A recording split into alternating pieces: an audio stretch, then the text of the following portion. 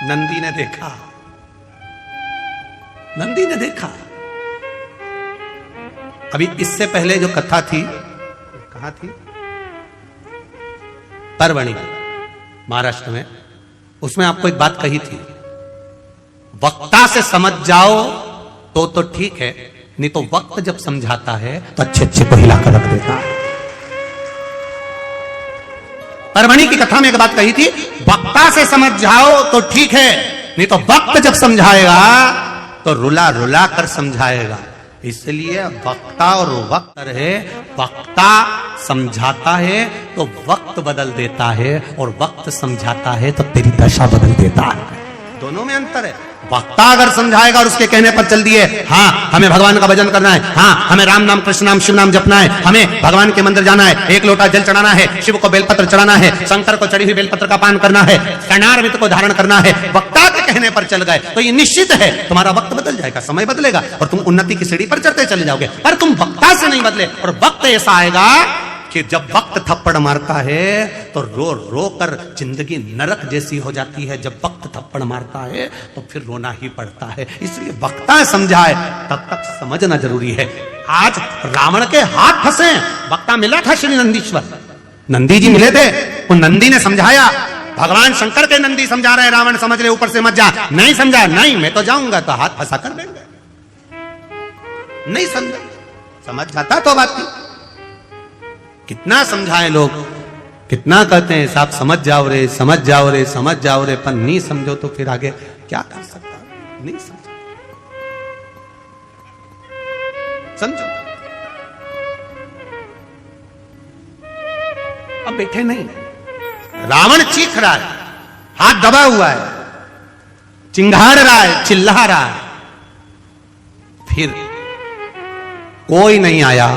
तब वो नंदी जो वक्ता था, जिसने ज्ञान दिया था, समझाया था, वो नंदी आया और नंदी ने आकर कहा, रावण मैंने तुझे समझाया था, तू समझता क्यों नहीं है, तू क्यों नहीं समझा?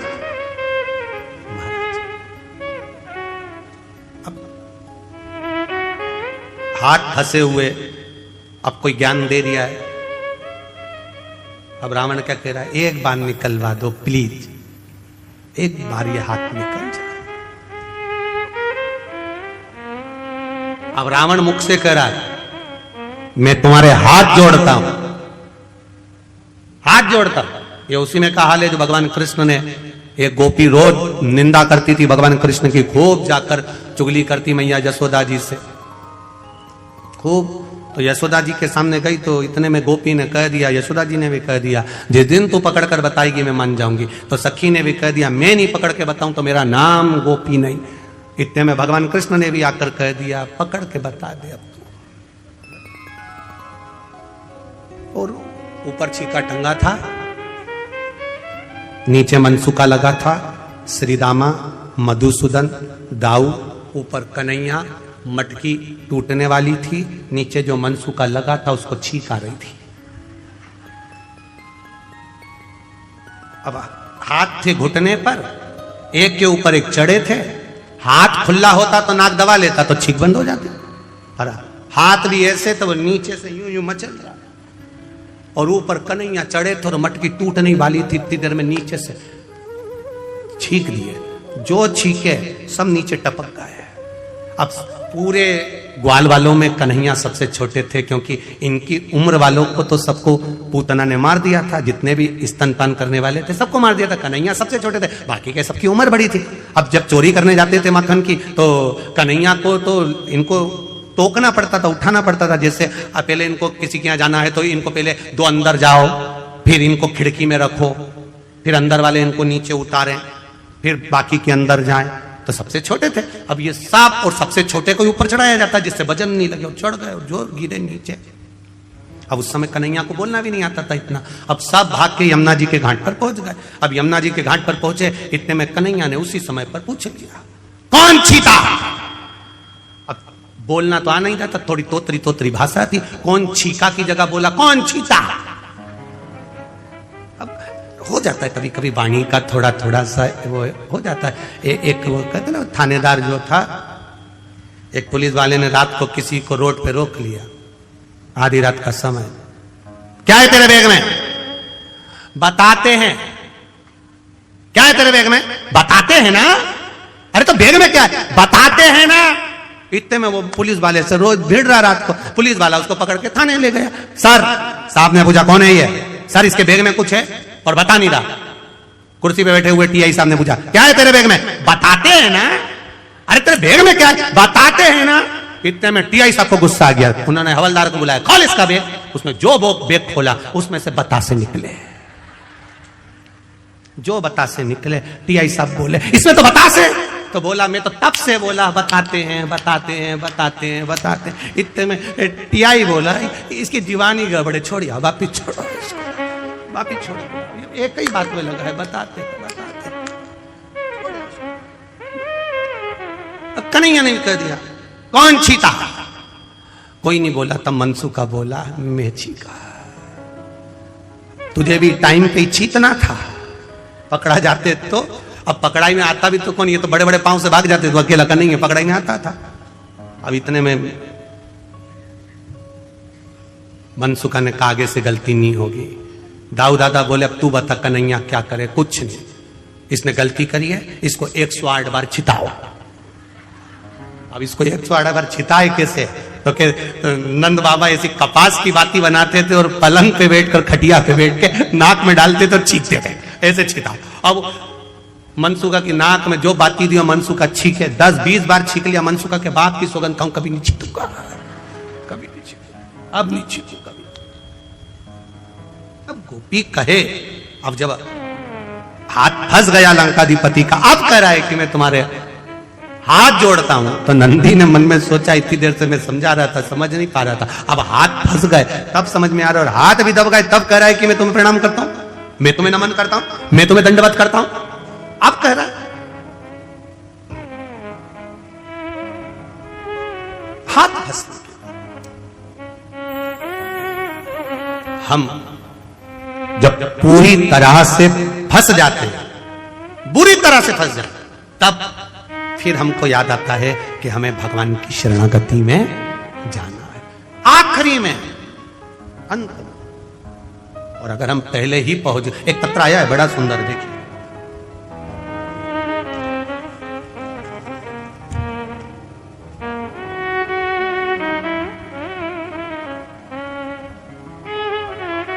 मेरा नाम नयन पंचाल है।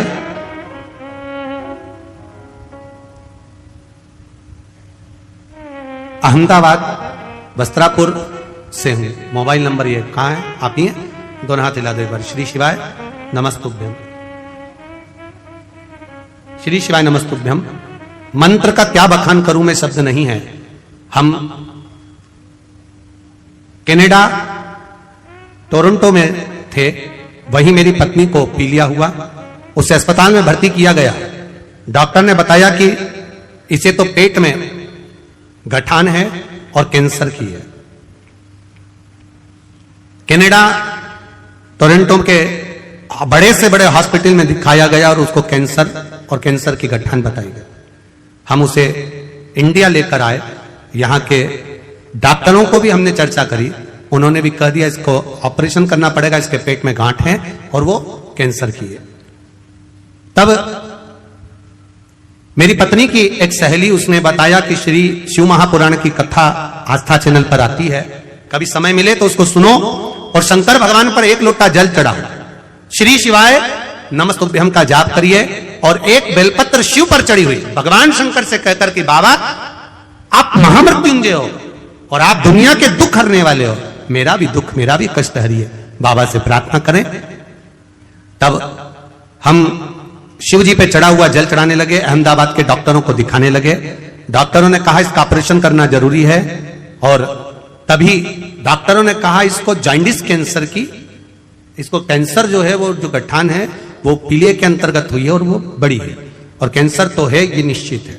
तब उसका इलाज चालू हुआ और बाबा की कृपा से हमने भी इलाज करते करते बड़ौदा की कथा जो हुई थी उस कथा को श्रवण किया।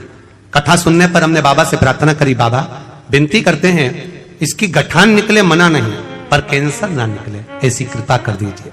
बाबा की कृपा ऐसी हुई, जब इलाज चालू हुआ गठान को निकाला गया, तब बाबा की कृपा से उसको चेक करने के लिए भेजा। तो बाबा से हमने विनती करी थी अगली कथा जब पावागढ़ की होगी, अगर इसको कैंसर नहीं निकला तो हम कथा सुनने के लिए आएंगे, और कैंसर नहीं निकला हम कथा श्रवण करने के लिए आएंगे। जाना था हमको भी कनाडा वापिस, पर शिव महापुराण की कथा पावागढ़ की सुनकर जाएं, क्योंकि बाबा ने कैंसर से बचाया है। अब ठीक है, श्री शिवाय नमस्तुभ्यं बेटी, हर हर।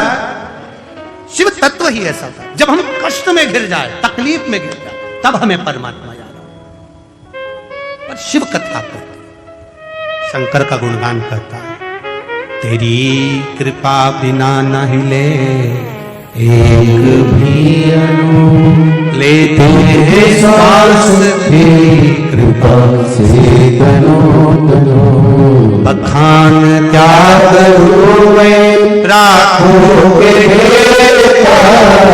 चपटी भगवत में खजाना तुम्हें क्या मिलता है। अब उन्होंने बड़ोदरा की कथा श्रवण करी, वहां निर्णय लिया, बाबा ने स्वीकार किया, पावागढ़ की कथा में आ गए। आपसे भी निवेदन है, 7 दिन की कथा है, परिवार वालों को, घर वालों को, रिश्तेदारों को, नातेदारों को, सबको कह दो 7 दिन मुझे पंडाल में बैठकर कथा सुनना है, मेरे बाबा से लगन लगाना है, मुझे उसका हो जाना है, वो मेरा हो जाए, बस यही एक सुनो मैं। अब क्या देगा ये गुप्त नवरात्रि की कथा में, पावागढ़ की माता के चरणों में राम जी की कृपा से 7 दिन की कथा में, शिव महापुराण में वो क्या देगा ये तो मेरा महादेव ही जान सकता है, इसके सिवा कोई नहीं जान सकता। हाथ दबा है रावण का, और रावण नंदी से कह रहा है मुझसे गलती हो गई, मैं तुम्हारे हाथ जोड़ता हूं। नंदी ने फिर कहा हाथ जोड़ने से होगा क्या, हाथ तो दबा है कैलाश के नीचे, होगा क्या। लोग कहते हैं जब सारे सहारे समाप्त हो जाते हैं तब लोग कहते हैं मेरा अंतिम विश्वास मेरा भगवान है। बोलो सही है कि गलत है। ये यहां पर राहुल कुमार जी बैठे हुए हैं, राहुल जी कल और जयंती भाई, संजय कुमार जयंती भाई जी। तो जब महाराज जी इन्हीं के स्वास्थ्य में गड़बड़ हो गया था, संजय जी के भयंकर कोरोना, भयंकर तकलीफ, हॉस्पिटल, डॉक्टर ने भी जवाब दे दिया। जब इनकी धर्म पत्नी की आंख में जल भर गया कि अब कुछ भी नहीं बचा, तब महादेव से प्रार्थना करी, टीवी के सामने बैठकर शिव महापुराण की कथा सुनते सुनते कहा तेरी कथा में करवाऊंगी, बस इनको अच्छा कर दे। ये शिव है। और आज संजय भाई जी और नवनीत जी आपको बहुत बहुत साधुवाद, जो गुरु जी की शरणागति में बैठकर आप शिव महापुराण की कथा करवा रहे हैं। बैठिए, बहुत बहुत साधुवाद। हर हर बोल बम का नारा है, जम के बोलो जरा, बाबा एक सहारा है, एक सहारा। आपका विश्वास, आपकी दृढ़ता, ये छोटे से कस्बे में ये शिव महापुराण की कथा जरा विचार करिए। जो भूतों ना भविष्य थे, कभी सोचा ही नहीं होगा कंजरी वालों ने, हालोल वालों ने कभी नहीं सोचा होगा कि कथा हमारे क्षेत्र में हो जाएगी, पर भगवान ने ये मौका दिया है। तो इस मौके में जब गेंद आई है तो ऐसा चौका लगा लो कि ग्राउंड के बाहर ऐसा चौका लगा लिया। मौका दे भगवान तो भजन का ऐसा चौका लगाओ, ऐसी भक्ति का चौका लगाओ कि भगवान भी कहे कि ये मेरा आनंद सुख पा रहा। हाथ दब गया लंकाधिपति का, रावण का हाथ दबा, चीख रहा है, चिल्ला रहा है, पर वो निकल नहीं रहा। नंदी से कहा, नंदी मुझसे गलती हो गई, मैं तेरे हाथ जोड़ता हूं, क्षमा मांगता हूं। नंदी कहते हैं मुझसे क्षमा मांगकर क्या करोगे, मुझसे क्षमा मांगकर क्या करोगे। गलती वक्ता कभी नहीं कहेगा कि आप मुझसे क्षमा मांगो, वक्ता कहता है कि आप शिव की शरणागति में जाइए। जो वक्ता तुमसे कहे कि तुम मेरे पास में आओ, मेरे पास बैठो, मेरे करीब में आइए, मेरे नजदीक में आइए, मेरे पास आकर बैठिए, वो श्रेष्ठ नहीं हो सकता। वक्ता जो तुमको ले जाकर भगवान के दरवाजे तक छोड़ दे और कहे कि ये तेरा दुख मिटा देगा, समझ लेना वो श्रेष्ठ, उसमें श्रेष्ठ। करो भजन। हाथ दबा लंकाधिपति रावण का। नंदी कह रहा है मैंने तुझे समझाया, तू समझा नहीं। जब वक्ता से नहीं समझ सकता तो वक्त समझाता, और जब हाथ दब गया पहले ही समझ जाता कि इस रथ को, इस पुष्पक विमान को लेकर यहां से नहीं जाता, रास्ता बदल लेता तो चल जाता। पर तूने अकड़ करी, अहंकार करा, अभिमान करा कि जाऊंगा तो इसके ऊपर से जाऊंगा, बस तो फिर हाथ फंसा। अब निकाल ले। नहीं बोला, नंदी जी भी नहीं बोले। शंकर भगवान ने इशारा कर दिया नंदी को, तू बोलना ही मत, दबे रहने दे इसको, दबे रहने दे। जब अभिमान वाला व्यक्ति जब किसी जगह पर दबता है तो सारी दुनिया के लोग उसका आनंद लेते हैं। दबे रहने दो, अच्छा है, खूब अकड़ रहा था, खूब अहंकार में था, खूब अभिमत्ता में था, दबे रहने दो। महादेव उस समय पर नंदीश्वर से कहा, तू रुक, इसका अभिमान तोड़ना जरूरी है। जब तक इसका अभिमान नहीं टूटेगा तब तक ये मेरा नहीं होगा। मुझे मेरा बनाने के लिए अभिमान का त्याग करवाना जरूरी है। और महाराज हाथ जब दबा रहा, चिंगारता रहा, तब रोता रोता भगवान शिव की स्तुति अब करने लगा। अब स्तुति शंकर की कर रहा, अब शिव की शीश पे गंगा है, गले में रुद्राक्ष माला है, शेषनाग सर्प तुम्हारे कालिया गले में पड़ा हुआ है। हे शिव करुणा करिए, हम तो आपके हैं, हम जान नहीं सकते, हमसे गलती हो गई, क्षमा कर दो। तब देव अधिदेव महादेव ने पांव के अंगूठे को ऊपर करा, तब रावण का हाथ बाहर निकला। निकलते से रावण बाहर निकलते से शंकर जी से बोला, तुम्हें क्या चाहिए? अब बताओ, तुम्हें क्या चाहिए? एक ऋषि वशिष्ठ बाबा ने दशरथ जी महाराज से कहा कि पुत्र कामेष्टि यज्ञ करवा संतान की प्राप्ति के लिए। आप जरा विचार करिएगा, यज्ञ कराया किसने था? कौन से ऋषि थे? कौन से ऋषि थे? श्रृंगी ऋषि, जिन्होंने यज्ञ करवाया। तो श्रृंगी बाबा, अब जरा विचार करो, पूरे पृथ्वी पर, पूरे नगर में, अवध में चारों तरफ सूचना करी गई कि दशरथ जी को पुत्र कामेष्टि यज्ञ करवाना है, दशरथ जी को पुत्र कामेष्टि यज्ञ करवाना है, दशरथ जी को पुत्र कामेष्टि यज्ञ करवाना है। एक एक विद्वान के पास में सूचना गई कि दशरथ जी को पुत्र कामेष्टि यज्ञ करवाना है। यह यज्ञ कोई साधारण व्यक्ति नहीं करवा सकता, यह यज्ञ कोई साधारण सा इंसान नहीं करा सकता। इस यज्ञ को कराने वाला वो होगा जो यज्ञ कराएगा। जिस भूमि पर यज्ञ होगा उस भूमि को जो कराने वाला यज्ञ करता है वो उस भूमि को जीवन पर्यंत छोड़कर नहीं जा सकता। जीवन पर्यंत, जब तक उसके प्राण ना जाए तब तक वो भूमि को नहीं छोड़ सकता। ऐसा विद्वान कोई मिलना चाहिए जो दशरथ जी के पुत्र कामेष्टि यज्ञ को करवाए।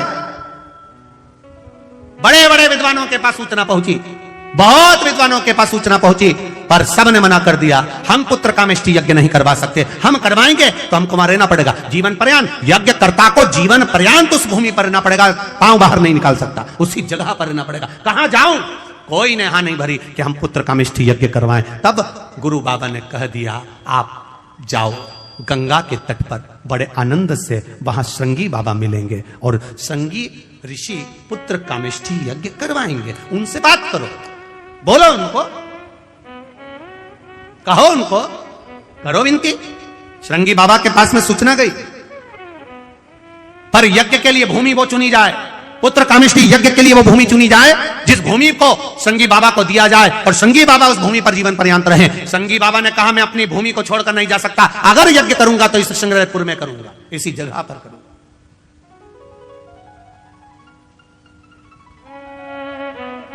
जहां अयोध्या की आखिरी सीमा है, अवध की आखिरी सीमा, अवध की आखिरी सीमा, उस अवध की आखिरी सीमा जहां है वहां पर बैठकर श्रृंगी बाबा पुत्र कामेष्टि यज्ञ करवाते हैं।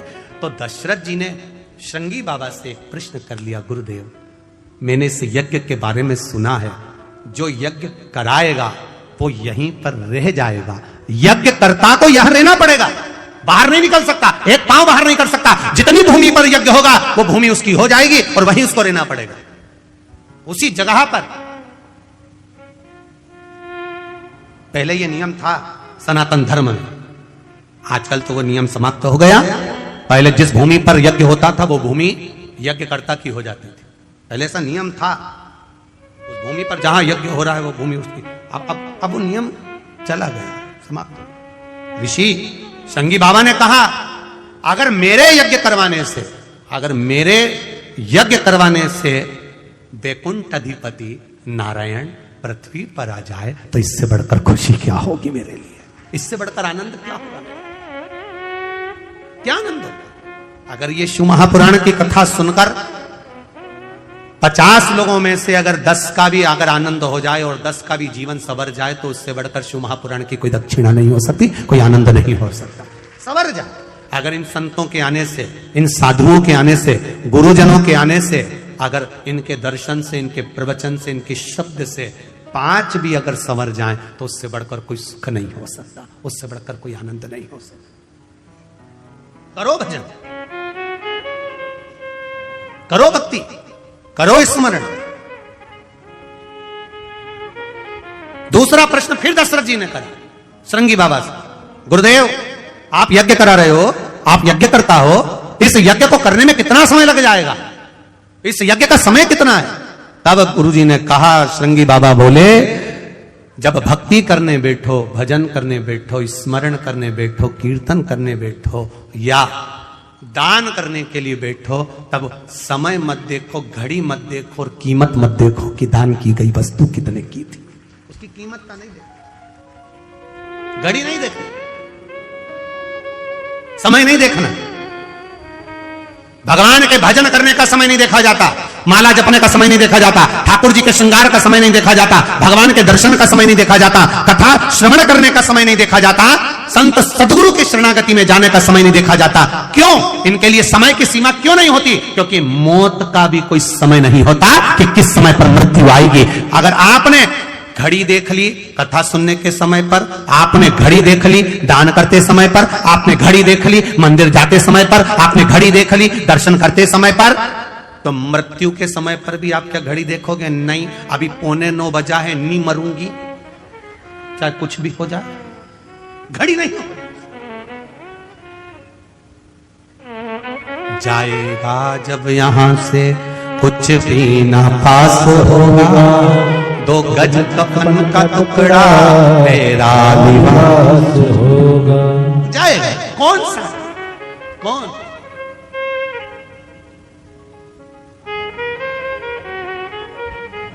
महाराज सब मतलब के यार हमने देख लिया, झूठा है संसार हमने देख लिया, देख लिया संसार हमने देख लिया, झूठे नाते झूठे रिश्ते, झूठे नाते झूठे रिश्ते, झूठे नाते झूठे रिश्ते, झूठे नाते झूठे रिश्ते, झूठा है संसार हमने देख लिया, झूठा है संसार हमने देख लिया, सब मतलब के यार हमने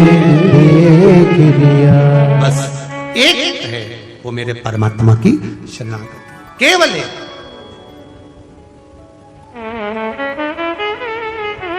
और अंत समय प्रभु, बोलो सब, बोलो सबको याद है? हाँ बोलो जरा जम से, अंत समय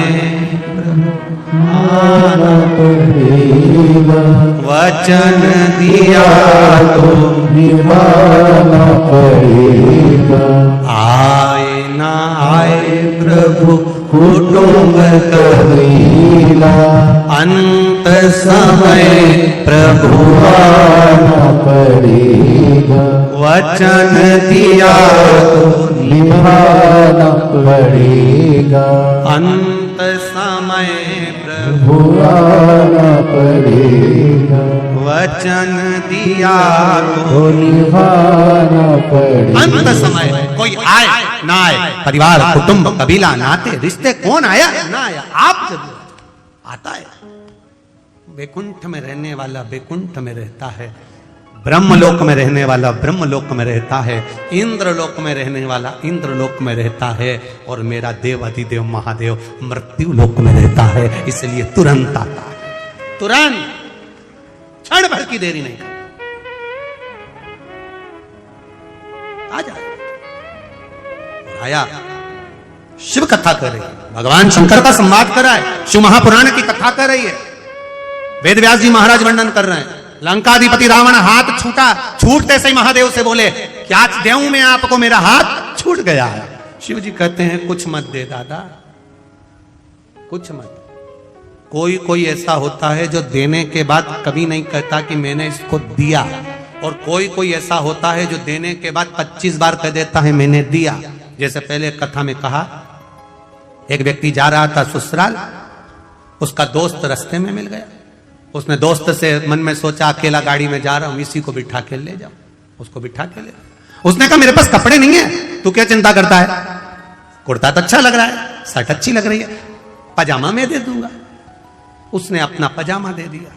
अब पजामा दिया, ससुराल में वो दोस्त भी गया, सबने आदर करा, सम्मान करा, चाय पिलाई, सब कुछ करा। फिर किसी ने पूछ लिया ससुर जी ने, ये कौन है? मेरा दोस्त है, रोड पे खड़ा था, मैं अकेला आ रहा था, फिरी थी गाड़ी, मैंने कहा तू चल चल, कुर्ता इसी का है, पजामा मेरा है। अब दोस्तों को बुरा लग गया, बता, ये बताना कोई जरूरी है कि पजामा तेरा है? उसने तुरंत कोनी मार के कहा अक्ल नहीं तेरे में, पजामा तेरा है, इसलिए नहीं आ रहा था तेरे साथ में, तुझे बहुत अहंकार है ना, तू बार बार अपनी चीज बताता रहता, इसलिए नहीं आ रहा था। अब नहीं बताऊंगा, कसम से अब नहीं बोलूंगा। इतने में इसके जमाई साहब के मामा जी ने कहा हमारे यहाँ शाम को भोजन करने आना। माँ चले गए, माँ भोजन करने गए तो मामा जी ने पूछ लिया जमाई साहब ये कौन है? मेरा दोस्त है, अकेला आ रहा था गाड़ी में तो इनको बिठा लाया, कुर्ता भी इनका है, पजामा भी इनका है। अब तो इसको और तेज मिर्ची लगी, अब और क्रोध में आ गया। इसने फिर कोनी मार के कहा अकल नहीं है तेरे में? मामा जी ने पूछ लिया मतलब कुर्ता भी इनका है, पजामा भी इनका, मतलब? इतने में उसने कहा कुछ नहीं, कुर्ता इन्हीं का था, पजामा मेरा। अब इसको फिर गुस्सा आ गया। इसने कहा तुझे ये बताना जरूरी था कि कुर्ता भी मेरा, पजामा भी मेरा? अब आगे से बोला है तो सोच लेना, मैं तो जा रहा। नहीं नहीं अभी मत जा, अपन चल। इतने में मौसी आ गई। मौसी ने कहा जमाई साहब कल सवेरे का भोजन हमारे यहाँ। ठीक है, जमाई भोजन करने का है, इसी को भी ले गए। इतने में मौसी जी ने पूछ लिया ये कौन? अकेला आ रहा था, गाड़ी खाली थी, दोस्त है, रोड पे खड़ा था, मैंने कहा चल बिठा कर लिया आया। पजामे का कोई जिक्र नहीं करूंगा। अब इसको फिर गुस्सा आ गया। अब इसने बाहर निकल के इसको पकड़ कर पजामा उतार के दे दिया, ले तू तेरा पजामा तू ही धर ले। जब देखो जब पजामा पजामा पजामा होता है। कई लोग एक डब्बा तेल देते हैं, कितना तेल? एक डब्बा घी दिया, एक डब्बा तेल का दिया, और 50 बार कहते हैं बूंदी मैंने बनवाई है, बूंदी मैंने बनवाई है, बूंदी मैंने बनवाई है। जब तक वो बूंदी पूरी खत्म नहीं हो जाए तब तक वो बूंदी बनी रहती है। एक डब्बा घी, एक डब्बा तेल और 1 महीना बूंदी, 1 महीना बूंदी चलती है। हम गए थे राम मंदिर, हमने बूंदी बनवाई थी, 1 डब्बा घी दिया था। अब राम जी महाराज की कृपा, इतने में राम जी के पंडित जी ने कह दिया तुम्हारा डब्बा तुम ही ले जाओ। क्या करे वो पजामे का? कहना जरूरी है कि पजामा हमारा है, पजामा हमारा। रावण ने कहा प्रभु मेरा मन कर रहा है आपको कुछ देने का, मेरा हाथ छूट गया, बोलो क्या दूं? देवादिदेव महादेव ने कहा नहीं चाहिए तेरे से दादा, मैं सब समझता हूं, तू 1 बार देगा 50 बार कहेगा। कई लोग रहते हैं एक फोन पे काम कर देते हैं पर 50 काम तुमसे करवा लेते हैं। बहुत संभल के रहना, दुनिया वालों से बहुत चतुर है, महाविद्वान, बहुत चतुर। कहा मुझे कुछ नहीं चाहिए, रावण चला गया। अब एक दिन रावण गया और रावण जाने के बाद रावण की विद्वत्ता देखिए, उसका विचार करिएगा। जब रावण की विद्वत्ता का रावण ने विचार करा कि मैं क्यों ना, जब महादेव ने मेरा हाथ छोड़ दिया तो मैं महादेव को लंका लिया, सोने की लंका में सुखी रहेंगे भगवान। भगवान से कहा मैं तुम्हें सोने की लंका में रखना चाहता हूं, आप चलो मेरे साथ में। भगवान शंकर ने मन में सोचा इसकी यहां जाना और आफत मोल ले नहीं जाऊंगा, चाहे कुछ भी हो जाए इसके यहां तो नहीं जाऊंगा। ये भी तप में लीन हो गया, मुझे महादेव को ले जाना है, मुझे देवादिदेव महादेव को ले जाना है, मुझे शंकर जी को ले जाना है, ये भी तप में लीन हो गया। ऐसी तप साधना, ऐसी तप साधना, ऐसी तप साधना लंकाधिपति रावण ने करी, ऐसी तप साधना करी कि महादेव को प्रसन्न होना पड़ा। क्या चाहिए?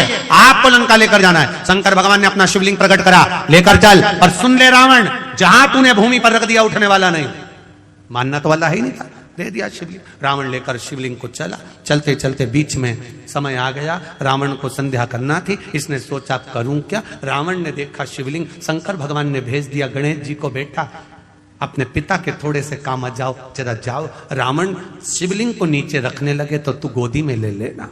गणेश जी छोटे से बच्चे का रूप रख कर गए, रावण के पास पहुंच गए।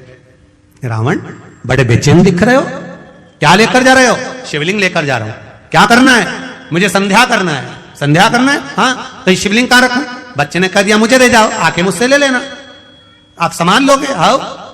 रावण ने शिवलिंग गणेश जी के हाथ में दे दिया। रावण संध्या करने चले गए। गणेश जी तो गणेश जी थे, उन्होंने उस शिवलिंग को नीचे ही रख दिया। और गणेश जी ने नीचे रखकर जल चढ़ाना प्रारंभ कर दिया। श्री शिवाय नमस्तुभ्यं, श्री शिवाय नमस्तुभ्यं, ओम नमः शिवाय, ओम नमः शिवाय। रावण आए तो उन्होंने देखा ये तो नीचे रख के पूजन कर रहा है। छोरा,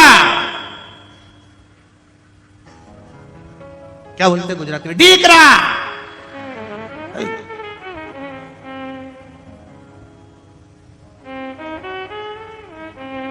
गणेश जी ने पूछ लिया केम छो?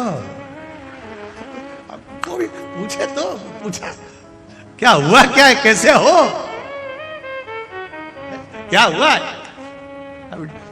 ये नीचे क्यों रख दिया? रावण क्रोध में लाल। गणेश जी बोले बहुत भारी थे। रावण बोला एकदम हल्के थे, काय के भारी थे? इतने में गणेश जी बोले हाथ दबे थे तब मालूम नहीं पड़े थे, हाथ दबे थे तब हल्के दिख रहे थे कि भारी दिख रहे। रावण बोला ये तो अपने पहले का भी जानता है, छोरा कोई हल्का फुल्का नहीं है। रावण ने पूछ लिया तुम्हारे पिताजी का नाम क्या है? दीकरा बोला सिग्नेचर तुम्हारे हाथ पे करके दिया ऑटोग्राफ, वो मेरे बाप, मेरे पिता जिन्होंने ऑटोग्राफ करके दिए, मेरे पिता हैं। रावण बोला तुम कौन? गणेश जी ने अपना असली स्वरूप दिखाया। जो दिखाया लंकाधिपति रावण को क्रोध आया तो गणेश जी महाराज तो उसी समय पर थोड़े से पीछे सरके, और पीछे से सरकते ही गणेश जी के पांव के नीचे से मूसक निकलकर बाहर आ गया, चूहा निकलकर बाहर आया। जैसे ही मूसक निकलकर आया इतने में तुरंत उसी समय पर लंकाधिपति रावण ने पूछा ये कौन है? भगवान गणेश जी महाराज ने कहा यह मूसक है जिसके ऊपर बैठकर मैं घूमता हूं, मैं घूमता हूं। तो रावण ने पूछा तुम कहना क्या चाहते हो? गणेश जी महाराज बोले पिताजी नहीं जा सकते तो क्या हुआ, मैं तैयार हूं लंका जाने के लिए, मुझे ले चलो। पर अकेला नहीं जाऊंगा, ये मूसक भी मेरे साथ जाएगा। रावण बोला तेरे हाथ जोड़ूं, पूरी लंका का सोना कतर कतर के खा जाओगे। नहीं ले जाऊंगा, ले ही नहीं जाऊंगा। जो शिवलिंग भूमि पर रखा वो बैद्यनाथ बाबा के नाम से विख्यात हो गया। बोल बैद्यनाथ भगवान की हर हर। आवाज नहीं आई, जरा दमदारी से बोला हर हर। बैद्यनाथ जी के रूप में विराजमान हो गया। आगे जो कथा कही वेदव्यास जी महाराज ने, देवराज नाम का ब्राह्मण जो चोरी का धन लेकर एक मंदिर में पहुंच गया और शिवलिंग की सुंदर शिव पुराण की कथा को सुनकर उसने अपने चित्त को शंकर में रमा लिया, भगवान देवादिदेव महादेव में रमा लिया। ऐसा देवराज नाम का ब्राह्मण था। प्राण त्यागे, बेलपत्री के वृक्ष के नीचे त्यागे, शिव के धाम चले गया। आगे जो वर्णन आता है, बिंदुक की कथा कही गई। एक बिंदुक नाम का ब्राह्मण चोरी का धन ला रहा था, एक पानी के स्रोत में गिर गया, प्राण छूट। 3 तरह से मरे हुए व्यक्ति को मोक्ष नहीं है। पानी में डूबकर मरा हुआ, स्त्री के हाथ से मरा हुआ, सर्प के डसे से मरा हुआ, 3 तरह से मरा हुआ व्यक्ति को वैकुंठ नहीं मिलता, मोक्ष नहीं मिलता। तब बिंदुक पानी में डूबकर मरा तो विचार आया कि कैसे इसको मुक्ति मिलेगी। तब उसका अंतिम संस्कार तो हुआ और वो प्रेत योनि में भटकता रहा। क्या करा जाए? चंचुला देवी ने काशी में जाकर शिव महापुराण की कथा को श्रवण किया, मुक्ति हुई, शंकर भगवान के धाम में पहुंची। माता पार्वती जी की सहेली चंचुला देवी बन गई। चंचुला देवी जब सहेली बन गई, मौन रहती थी, चुप रहती थी, विचार करती रहती। पार्वती जी ने पूछा, तू चुप क्यों रहती है, मौन क्यों रहती है? कहा, मेरे पति को मोक्ष नहीं मिला। तो तेरे पति के मोक्ष नहीं हुआ तो शिव महापुराण की कथा करवा, जिससे तेरे पति को मोक्ष मिलेगा। किससे करवाऊं? देव ऋषि नारद के पास पहुंची तो नारद जी ने कहा, मुझे श्राप लगा है, मैं एक जगह नहीं रह सकता, तुम रुका जी से जाकर निवेदन करा। तब तुम रुका जी ने कहा, कथा तो कह दूंगा, मना नहीं, पर जोड़े से यजमान कौन बैठेगा?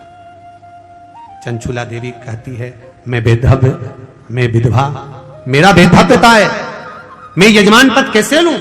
जानकर देवादिदेव महादेव से प्रार्थना करी।